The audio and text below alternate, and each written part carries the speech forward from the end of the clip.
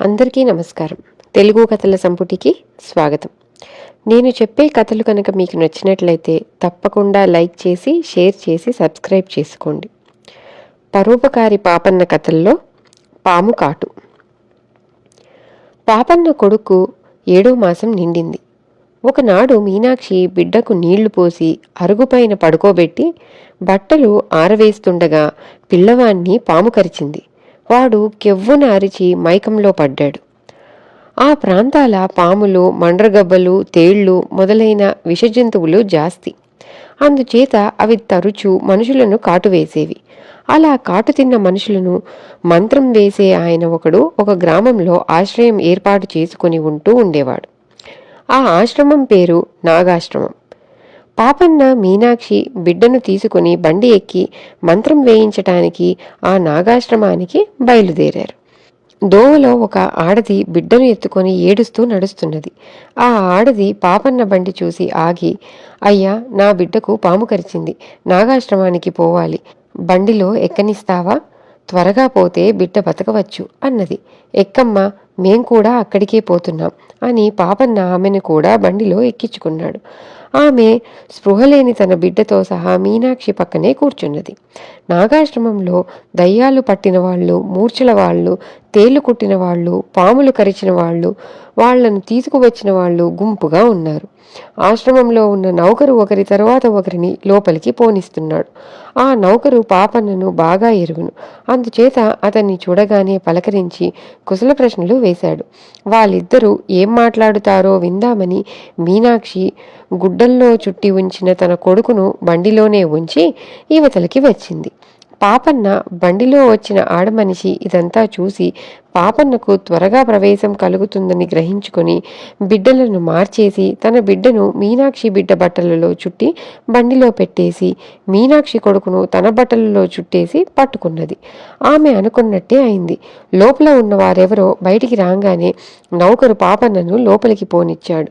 మీనాక్షి బండి దగ్గరికి పరిగెత్తుకు వచ్చి ఆడమనిషి బిడ్డ ఉన్న బట్టల చుట్టను తీసుకొని ఆ బిడ్డ తన బిడ్డ అనుకొని పాపన్న వెంట ఆశ్రమం లోపలికి వెళ్ళింది. మంత్రం వేసే ఆయన వాళ్ళు వచ్చిన పని అడిగాడు. పాపన్న తన కొడుకు ఉదయం పాము కరిచిందని చెప్పాడు. మంత్రం వేసే ఆయన పాపన్న పేరు, బిడ్డ పేరు, వారి జన్మ నక్షత్రాలు తెలుసుకొని మంత్రం వేసి ఇక మీరు ఇంటికి వెళ్ళవచ్చు అన్నాడు. వాళ్ళు బయటికి రాగానే వారి వెంట బండిలో ఎక్కి వచ్చిన ఆడమనిషి ఆత్రంగా ఎదురు వచ్చి, అమ్మ, పొరపాటు జరిగింది, మీరు లోపలికి నా బిడ్డను ఎత్తుకు వెళ్లారు, ఏది మంత్రం వేశారా, నా బిడ్డ బ్రతికిందా అని అడుగుతూ తన బిడ్డ కోసం చేతులు చాచి మీనాక్షి చేతిలోని బిడ్డను తీసుకున్నది. ఈ మాటలు విని మీనాక్షి కంగారు పడింది. కానీ పాపన్న మటుకు తొందరలో బిడ్డలు మారిపోయారేమోననుకుని, మంత్రం వేశారమ్మా, నీ బిడ్డకేమీ భయం లేదు అన్నాడు. నీ బిడ్డ మా బట్టల్లోకి ఎలా వచ్చింది అని మీనాక్షి అడిగింది. ఆమె ఆ ఆడమనిషి చేతిలో నుంచి తన బిడ్డను తీసుకున్నది.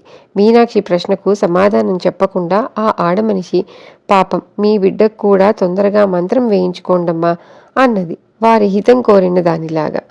మా బట్టలు మాకిచ్చేయి అంటూ మీనాక్షి తన బిడ్డకు కప్పి ఉన్న బట్టలు తీసింది. మీనాక్షి బిడ్డ కళ్ళు తెరిచి కాళ్ళు చేతులు ఆడించాడు. ఆ ఆడమనిషి కూడా తన బిడ్డకు చుట్టి ఉన్న బట్టలు తీసింది. తన బిడ్డ ఇంకా పాము కాటు మగధలోనే ఉండటం చూసి ఆమె గుండె గుబేలుమన్నది. ఆమె కంగారుతో అమాంతం పాపన్న కాళ్ళు పట్టుకొని, బాబు, నేను చేసిన పాపానికి మంచి ప్రాయశ్చితం జరిగింది. నా బిడ్డకు త్వరగా మంత్రం పడాలన్న దురుద్దేశంతో బిడ్డలను మార్చాను. మంత్రం వేసినా నా బిడ్డ కోలుకోలేదు. మంత్రం వేయకపోయినా మీ బిడ్డ కోలుకున్నాడు. పాపిష్టిదాన్ని, నా బిడ్డ ప్రాణాలు నిలువునా తీశాను అని శోకాలు పెట్టి కన్నీరు వరదలయ్యేటట్టు ఏడవసాగింది. పాపన్న ఆమెను ఓదార్చుతూ, ఇలా జరగటానికి ఏదో కారణం ఉంటుంది, నువ్వు భయపడకు, నీ బిడ్డకు మళ్లీ మంత్రం వేయిద్దాం అన్నాడు. అతను తనకు పరిచయమై ఉన్న నౌకరుతో చెప్పి ఆ ఆడమనిషి త్వరగా లోపలికి వెళ్లే ఏర్పాటు చేశాడు. ఆ నౌకరే పాపన్నతో అసలు రహస్యం చెప్పాడు. మంత్రం ఏ మనిషికని వేస్తే ఆ మనిషికే పని చేస్తుంది. మంత్రం వేసే ఆయన ఆ మనిషికి ఎదురుగా ఉండాలన్న నియమమేమీ లేదు. ఆ సంగతి ఆ ఆడమనిషికి తెలియదు. అందుకే అనవసరంగా కకృతిపడి నీచపు పనికి ఒడిగట్టింది. కొద్దిసేపట్లో ఆ ఆడమనిషి తన బిడ్డకు కూడా మంత్రం వేయించుకొని బయటికి వచ్చింది. ఆమె బిడ్డ కూడా కళ్ళు తెరిచి ఆడుకుంటున్నది. ఆమె ఈసారి పాపన్నకు తన పశ్చాత్తాపంతో పాటు కృతజ్ఞత కూడా చెప్పుకున్నది. ఎందుకంటే పాపన్న సహాయపడకపోతే ఆమె త్వరగా లోపలికి వెళ్ళగలిగి ఉండేది కాదు.